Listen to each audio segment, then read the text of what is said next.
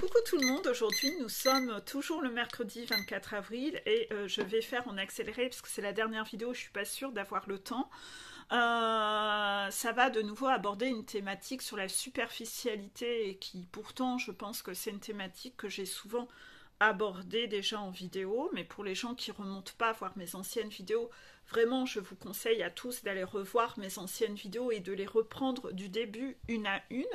Vous mettez un pouce j'aime quand vous avez vu la vidéo et vous aurez un indicateur, ah tiens cette vidéo je l'ai déjà vue, etc.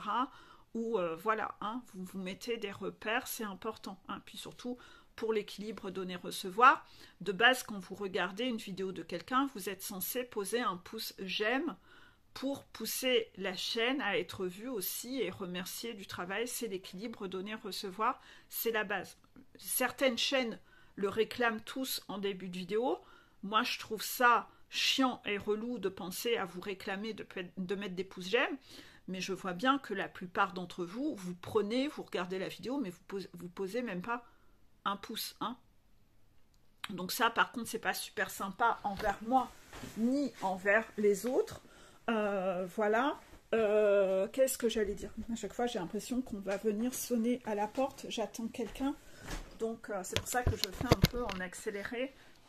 En attendant, donc, on va parler, ce matin en story, j'ai mis un extrait d'une vidéo, et c'était une vidéo faite par un homme, et ça parlait un peu des femmes toxiques. J'ai voulu aborder ce sujet dans une vidéo précédente, et finalement, les guides m'ont envoyé sur la notion de travail, je remettrai cette vidéo en dessous, et j'ai pas pu aborder cette notion-là, finalement, dans cette vidéo. Et en fait, cet homme expliquait que les femmes, on parle des femmes toxiques, c'est important de parler des femmes toxiques, qu'on n'aille pas croire qu'il n'y a que les hommes qui sont toxiques, et je ne suis pas d'accord avec les chaînes qui disent qu'il y a plus d'hommes toxiques que de femmes, je ne suis pas du tout d'accord avec ça. Les guides sont d'accord avec moi, tant mieux. Donc parfois, oui, j'aurais plaisir aussi à partager, tout comme il y a des femmes qui abusent des enfants dans les abus sexuels, je parle aussi des femmes qui sont toxiques, c'est important. Pour remettre aussi un peu les pendules à l'heure, pour qu'on arrête de croire qu'il n'y a que les hommes qui sont toxiques et qu'on continue de donner un totem d'immunité aux femmes, comme si elles avaient le droit de tout et qu'elles étaient protégées et que toutes les femmes sont gentilles et tous les hommes sont des salauds. Pas du tout. Ça, c'est au contraire la façon de parler matriarcale des familles matriarcales, c'est la femme est supérieure à l'homme. Donc méfiez-vous si vous êtes dans des familles comme ça, écoutez comment vos mères parlent de vos pères, etc. Souvent elles sont un peu fourbes, soit elles sont très dominantes, soit elles sont fourbes, c'est-à-dire que devant elles font le chien-chien et la gentille, mais elles déblatèrent par derrière le dos. Dans les deux cas, on est dans un côté matriarcal qui trouve sa domination soit dans un côté très dominant et contrôlant, soit dans un côté très fourbe et hypocrite. Dans les deux cas, on est en train de mépriser l'homme, donc dans les deux cas, c'est pas ok. Dans cette vidéo, on parlait donc des femmes qui utilisent la féminité et qui en font quelque chose de toxique. Oui. Bon, bah, une femme qui laisse pas l'homme prendre des décisions sur les enfants, c'est toxique. Moi, je suis la mère, moi, je sais mieux qu'eux, toi, t'es qu'une merde. Ça, c'est typiquement utiliser sa féminité de façon toxique. Hein, se sentir supérieur à l'homme. Et il a donné, pour exemple, la femme qui est féminine. Il n'a pas assez bien détaillé les choses, et c'est ce que je regrette dans sa façon de faire, parce que dans cette vidéo, c'est normal, il fait des vidéos courtes, ce monsieur, il a abordé, on sentait qu'il parlait de son vécu, en fait. Et lui, il a connu des femmes toxiques. Et il parlait un peu de son vécu, des femmes toxiques qui utilisent les réseaux sociaux et qui se mettent très dénudées sur les réseaux sociaux. Et il parlait aussi de son vécu, des femmes qui sont très féminines quand elles vont travailler. Et il expliquait que quand on va travailler, on n'est pas censé se faire belle parce qu'on y va pour travailler. On n'y va pas pour séduire. Il y a quelque chose qui m'a dérangée derrière ça. Parce que derrière ça, on peut partir dans un extrême de se dire, bah, une femme qui se fait belle, ça veut dire qu'elle s'en va séduire. Si elle se fait belle pour aller travailler, ça veut dire qu'elle veut séduire. Là, on en revient au contraire dans un côté patriarcal. C'est-à-dire que la femme n'a même pas le droit d'être féminine. Et ça, il faut savoir faire la part des choses. C'est être féminine ou être racoleuse. Être racoleur, ça dépendra. Ça dépend pas spécialement de la tenue. Ça dépend surtout de la façon d'être. C'est dans le comportement, en fait. C'est-à-dire qu'on met la barrière où dans la féminité? C'est quoi être féminine? Lui, il critiquait par exemple être féminine, se faire belle et avoir un décolleté. C'est un peu minime pour dire qu'une personne est racoleuse. C'est un peu minime pour dire qu'une personne est racoleuse. Parce que moi, je sais que j'ai toujours été féminine, contraction, mais je suis féminine aussi chez moi. C'est-à-dire, quand je vois personne, même quand je fais du ménage, même quand je tonds la pelouse, je suis féminine pour moi. Est-ce que je devrais changer d'état d'être et m'obliger à acheter des fringues que j'aime pas, m'obliger à m'habiller comme un gros sac, pour justement que les gens ne considèrent pas que moi, peut-être, je chercherai à séduire? Non, je m'en fous. Je suis toujours comme ça, que ce soit même quand je suis au repos, quand je suis chez moi en mode repos, etc. Donc en fait, pourquoi devrais-je changer? Je suis féminine pour moi. La preuve, même quand je vois personne, je suis féminine pour moi. Donc je ne suis pas féminine dans le but de séduire. Je trouve ça un peu dommage, parfois. Là, il a peut-être pas eu le temps de assez développer, ou c'est son angle de vue à lui, d'accord? Mais son vécu à lui ne doit pas non plus déterminer qu'il faut généraliser et être injuste, en fait. Parce que c'est sûr qu'une femme qui, quand elle est chez elle, avec son mari, elle est toujours comme un gros sac à patates, elle en a rien à foutre. Et elle en a rien à foutre pour elle, elle se trouve bien comme ça. Mais par contre, attention, je vais aller au travail, donc je dois me faire belle. Et là, waouh, quelle bombasse! Ou je vais en sortie, et en sortie, il va y avoir d'autres mecs, et là, waouh, je vais faire la bombasse. Mais pour toi, mon chéri, je suis un sac à patates.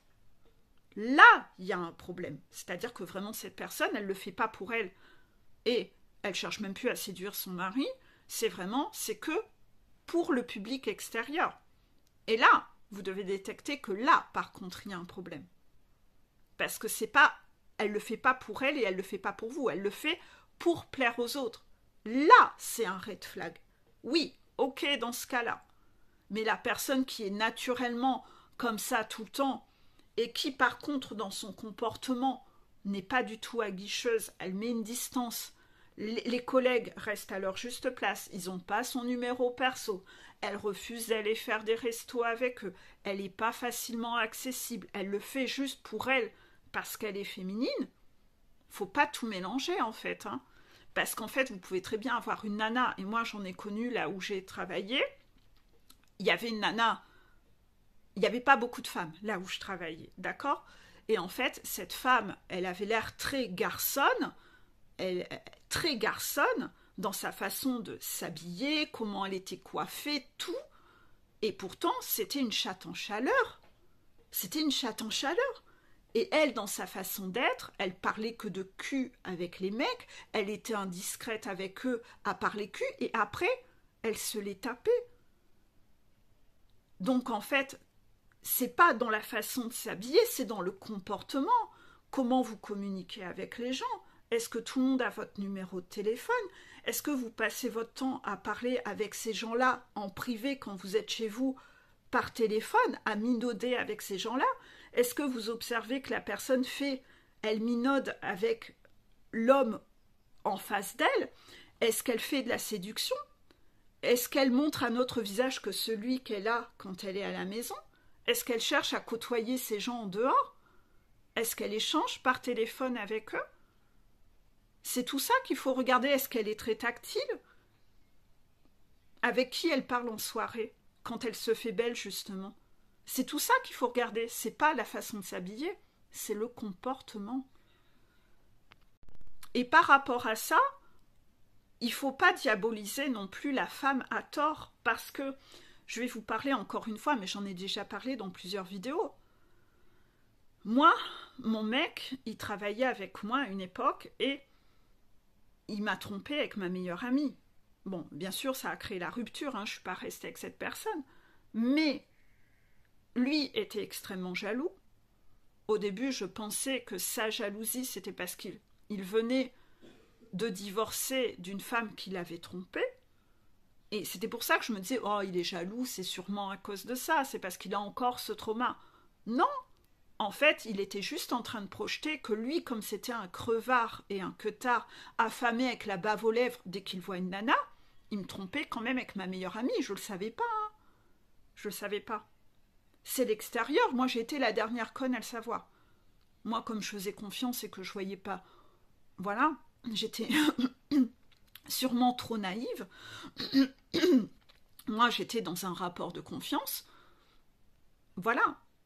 Donc, en fait, je voyais pas où était le mal qu'il parle avec ma meilleure amie. Mais en fait, lui, c'était un gros crevard et il transposait que tous les mecs étaient des crevards comme lui. Donc, en fait, j'avais plus le droit d'être féminine. Il me posait plein d'addictions, il était cinglant, j'avais plus le droit à rien, j'avais plus le droit de parler aux hommes, j'avais plein d'interdictions. Il était très... a marqué une emprise très autoritaire avec moi, sous prétexte que il se sentait menacé par ma féminité et que pourquoi tu es féminine, c'est donc pour séduire les hommes. Non, j'en ai rien à foutre, quoi. Mais celui de nous deux, moi j'étais folle de lui, mais lui il me trompait en fait. C'était lui le crevard. C'était lui le crevard, il transposait que lui, tous les hommes étaient comme lui.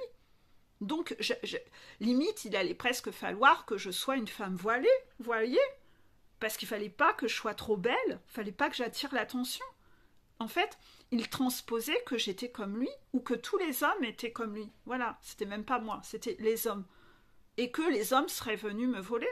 Mais en fait, c'était lui qui me trompait derrière mon dos. Donc en fait, tout est en fonction des attitudes. Parce que l'homme, il met pas de décolleté. L'homme, il va pas mettre une jupe. L'homme, il va pas se maquiller. Et pourtant, il est très aguicheur lui-même dans sa façon d'être. Et observez les hommes, comment ils sont aussi, parce que c'est pas que la féminité, c'est pas que les femmes, ça. Hein. Tout est dans le comportement. Est-ce que vous êtes un homme qui aimait beaucoup parler avec les femmes de vos potes? Est-ce que vous cherchez à avoir leur numéro de téléphone? Est-ce que vous cherchez à avoir le numéro de téléphone de vos collègues femmes? Est-ce que vous cherchez à discuter avec ces femmes en dehors du boulot? Est-ce que vous cherchez à aller boire un verre avec eux? Est-ce que vous êtes dans la séduction? C'est pas parce que vous êtes un homme et que vous mettez pas de décolleté, c'est peut-être vous, le séducteur, en fait. C'est peut-être vous qui cherchez à attirer l'attention. Parce que si par exemple vous prenez l'exemple de moi, ok, je suis féminine, mais on ne peut pas m'approcher. Quelqu'un qui vient m'accoster sur les réseaux sociaux, je l'affiche ouvertement, je lui vole dans les ailes. Et l'entreprise là où je bossais, où j'étais féminine justement, j'avais cette réputation de nana calme, qui cherchait pas d'histoire et qui était inaccessible. Il y avait des gens qui auraient aimé m'approcher, qui auraient aimé me draguer, mais j'étais inaccessible. J'avais mis une distance. On n'avait pas mon numéro. Si on voulait aller boire un café avec moi, j'acceptais pas d'aller boire un café seul avec un mec. Si on voulait m'offrir le resto, je refusais. J'avais cette réputation d'inaccessible. Il y avait même des mecs qui disaient « Mais comment tu fais pour réussir à lui parler ?» Voilà, on ne savait pas, parce que j'étais obligée. Je cherchais pas cela. Donc si je sentais que les mecs avaient une intention envers moi, c'était juste pas possible. J'avais mis comme une protection, en fait. Donc en fait, on voyait que j'étais une nana sympa, mais je gardais une distance, parce que c'est le travail. C'est le travail. Donc vous observez, vous avez beau être un mec, et peut-être, voilà, vous maquillez pas, vous êtes pas, mais vous, votre comportement avec les femmes, c'est quoi en fait? C'est peut-être vous le problème. Tout est dans l'attitude, c'est pas la façon de s'habiller en fait. Tout est dans l'attitude. C'est comment vous vous comportez. Comment ces gens, que ce soit hommes ou femmes, se comportent en soirée avec le sexe opposé. Moi, je sais que vous allez peut-être me trouver un peu vieille France ou rabat-joie, mais croyez-moi que je n'ai jamais abordé de thématique sexualité avec des hommes. Si je suis même avec un groupe ou que j'étais dans des environnements où il y avait 4 ou 5 mecs, que ça parlait cul, Je restais en retrait, je parlais pas. J'abordais pas le sujet. Non. Pourquoi? Bah parce que j'avais pas envie qu'on sache quoi que ce soit sur moi. C'était mon intimité. Donc la distance, je la créais. On savait rien sur moi. On n'arrivait pas à savoir. Tout ça, c'était mon intimité. Il n'y avait pas cette proximité-là. Je rentrais pas dans les conversations ou les blagues graveleuses sur le cul. Je restais en retrait. C'est ma façon d'être. Et j'aborderai jamais ces thématiques-là avec des hommes. Je parle jamais de ces sujets-là avec les hommes. Pourquoi? Pour maintenir une distance, pour qu'il n'y ait pas d'ambiguïté. Donc j'ai su avoir beaucoup de relations amicales avec des hommes sans ambiguïté parce que je maintenais une distance. Je maintenais de la distance. Et si l'homme avait envie de plus, ben, je lui disais que non, c'était pas possible en fait. Non, non. Donc j'étais assez claire quand même avec les gens. J'estime avoir toujours été claire en fait. Mais vous, comment vous vous comportez, que vous soyez homme ou femme? Dans les relations avec le sexe opposé, vous vous comportez comment? Parce que parfois vous jugez des personnes sur des conneries, alors qu'en fait le problème, vous voyez pas que la personne à côté, elle, son comportement est pas du tout ok en fait. Et vous-même, vous êtes pas du tout ok en fait. C'est vous qui l'êtes pas en fait. Et en fait, c'est là où vous devez apprendre à voir quelqu'un qui est droit et quelqu'un qui ne l'est pas.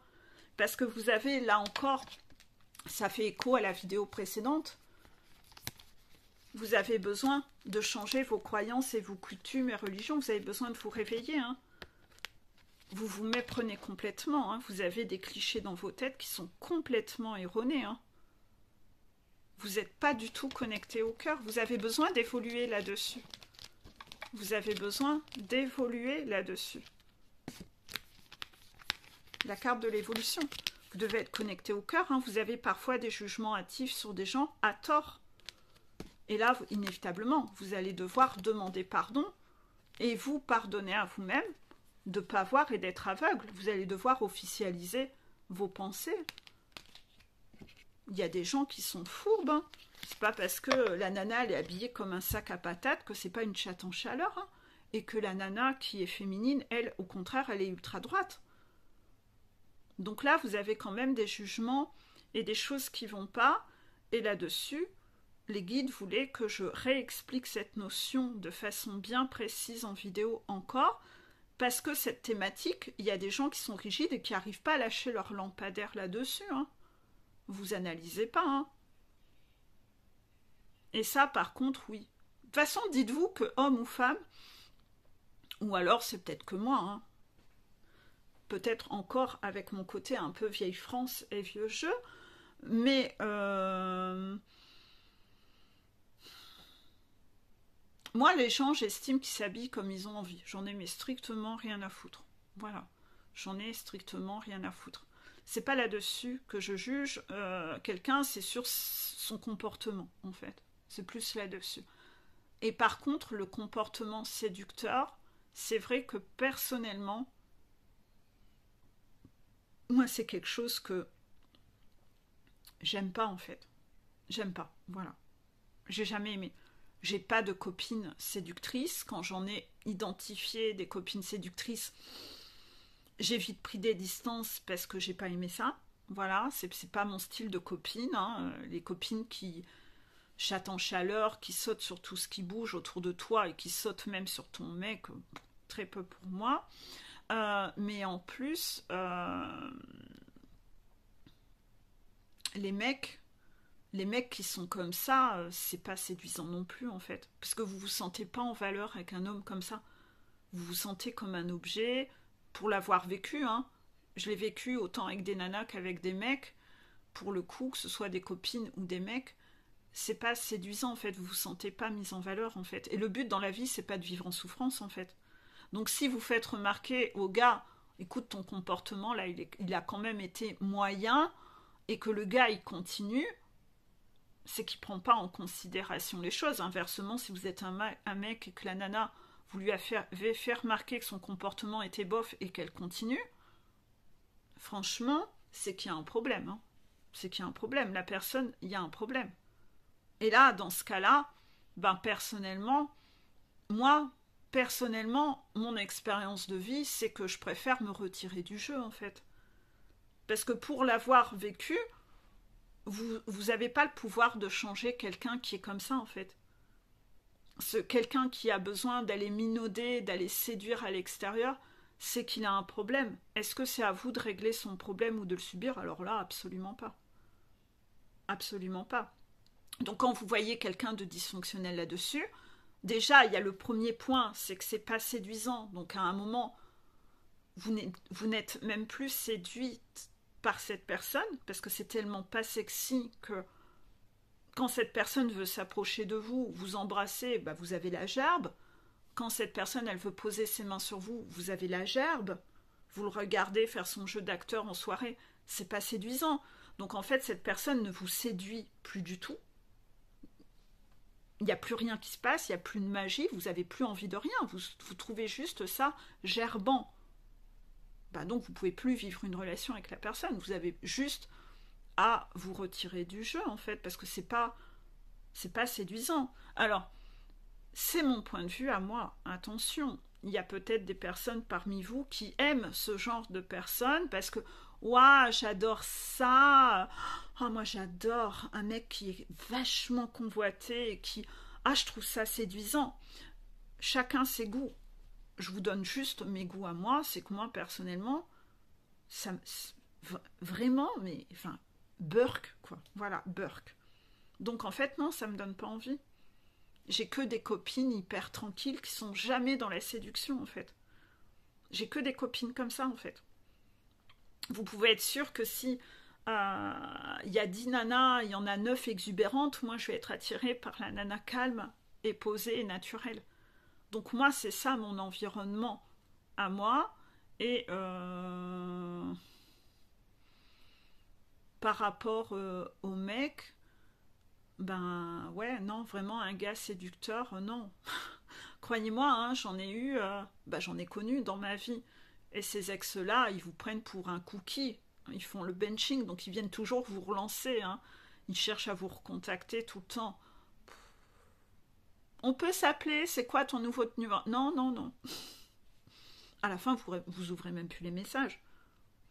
Vous imaginez pas, enfin, ils reviennent tout le temps. C'est des chacals, c'est des renards, c'est des queutards. Ça donne pas envie, c'est pas séduisant. Donc, moi, je veux bien qu'en dessous, hein, vous mettiez, que vous soyez homme ou femme, est-ce que ça vous séduit? Est-ce que vous trouvez ça séduisant, les femmes comme ça? Si vous êtes un homme et si vous êtes une femme, est-ce que vous trouvez ça séduisant, les hommes comme ça? Savoir si je suis une extraterrestre ou si, en effet, la plupart d'entre vous fonctionnez comme moi. Mais donc, dans ce cas-là, pourquoi continuez-vous à jouer ce jeu de la séduction? Parce que c'est pas séduisant, en fait. On n'a pas envie de vivre quelque chose avec quelqu'un comme ça, en fait. Donc si jamais vous pensez qu'au contraire, ça vous donne une bonne image, non, pas du tout. Loin de là, en fait. Loin, loin, loin de là. Loin de là, ça vous donne pas une bonne image. Vous êtes en train d'auto-saboter votre image. Hein. Donc si vous avez des masques derrière ça, en croyant que c'est comme ça que vous allez rouler des mécaniques, non, en fait, c'est extrêmement laid. C'est extrêmement laid, en fait. Ça peut peut-être être séduisant quand on a 15 ou 17 ans, peut-être. Je sais pas. J'ai jamais été attirée par ces gens-là, donc je peux même pas vous dire, j'ai même pas d'avis. Même déjà à cet âge-là, moi je fonctionnais pas comme ça, j'étais pas attirée par ce genre de personnes. Les garçons dont je tombais folle amoureuse, c'était pas du tout ce genre de mec en fait. Donc je peux pas donner vraiment d'avis dessus, ça m'intéresse que vous donniez un avis en dessous. Comme ça je verrai comment vous fonctionnez. Moi, quand j'étais gamine, j'étais pas fan des boys bands avec le torse nu, vous voyez. Moi, j'étais fan de Jean-Jacques Goldman pour la sensibilité de ses textes, etc. Maintenant, j'ai peut-être, oui, mes yeux qui pétillent devant devant Vianney, mais enfin, vous voyez, je suis pas du tout envers les bros. Vous voyez le genre de personnage qui roule des mécaniques, etc. C'est pas du tout mon style. Si vous me demandez quel genre d'actrice j'aime au niveau des femmes, ça sera pas les sex symboles que les hommes aiment, non. Moi, ça va être une autre nana que j'ai repérée, beaucoup plus nature, que je vois une sensibilité. Je vais pas du tout être attirée par les mêmes nanas non plus que les hommes aiment. Si je devais me projeter à ressembler à une nana, quoi. Quand on se dit, oh putain, toi, quelle actrice tu aimes? Ben en fait, souvent, ça va même pas être une actrice que les hommes aiment, en fait. Donc parfois, je me sens, oui, un peu extraterrestre dans mes goûts. Je suis beaucoup plus attirée par le charme, par la sensibilité. Voilà, par ce qui est naturel, beau, pur, mais pas par la superficialité, en fait. Voilà, c'est ça. C'est ça, vous voulez me mener à ça, les guides. D'accord. J'ai jamais été attirée par la superficialité. Vous voyez, le gars qui roule en décapotable, avec torse nu, la grosse chienne, mais en fait, j'en ai rien à foutre, en fait. J'en ai rien à foutre. Je suis pas attirée par les valeurs matérialistes, voilà. Je suis pas attirée par la superficialité, mais je l'ai jamais été. Je l'ai jamais été. Donc essayez d'observer un peu sur tout ça, comment vous fonctionnez vous. En tout cas, c'est là où j'arrive pas là à avoir un avis parce que les guides restent en retrait exprès parce qu'ils voulaient que je parle un peu de moi. Je sais pas, je vais quand même leur poser quelques questions en direct. Est-ce que de base, quand on monte sa montagne, on est censé approcher de le discours que je viens de tenir? Oui, d'accord. Bah, si vous n'en êtes pas là à penser comme moi, visiblement, votre objectif, quand vous serez guéri, c'est d'en venir là, contraction. C'est que vous me comprendrez, vous vous retrouverez dans le discours que je viens de tenir, en fait. Voilà. C'est pour ça qu'ils m'ont laissé parler. Voilà, ils m'ont laissé parler à cœur ouvert, parler un peu de moi, pour vous montrer, bah, quand vous serez guéri, vous parlerez comme elle. Voilà. Si vous n'en êtes pas là, vous n'en êtes pas encore là. Et c'est ok. Continuez d'expérimenter le trop qui mène au chaos pour aller jusqu'à l'overdose et y tourner le dos. C'est ni plus ni moins que ça. J'espère que vous aurez aimé ces vidéos. Finalement, j'ai réussi à tourner les 3 vidéos de 30 minutes. 1h30 hein, quand même, vous voyez, ça peut me prendre du temps de tourner des vidéos. Pour avoir un peu de stock et puis que vous ayez de quoi cogiter à tout ça. Moi, je les tourne là, vous voyez, on est le 24 avril, mais peut-être vous aurez ces vidéos que mi-mai. Hein. Je ne sais pas quand vous les aurez en fait. On me demande de les tourner et après, les guides, vous aurez les vidéos compte-gouttes. Pensez toujours à regarder les anciennes vidéos que vous n'avez pas vues. Pensez parfois à les revoir plusieurs fois. Si la vidéo réapparaît, c'est que vous n'avez pas assez bien compris le message. C'est que les guides vous remettent une ancienne vidéo où vous avez besoin de réécouter cette vidéo. Parce que parfois, quand vous montez votre montagne, il y a plein de choses que qui sont encore bridées en vous. Et la façon dont vous entendez les messages, vous n'entendez pas réellement.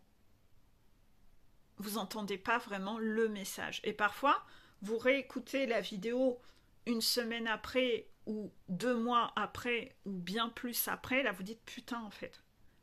Là, j'ai seulement compris ce qu'elle voulait dire.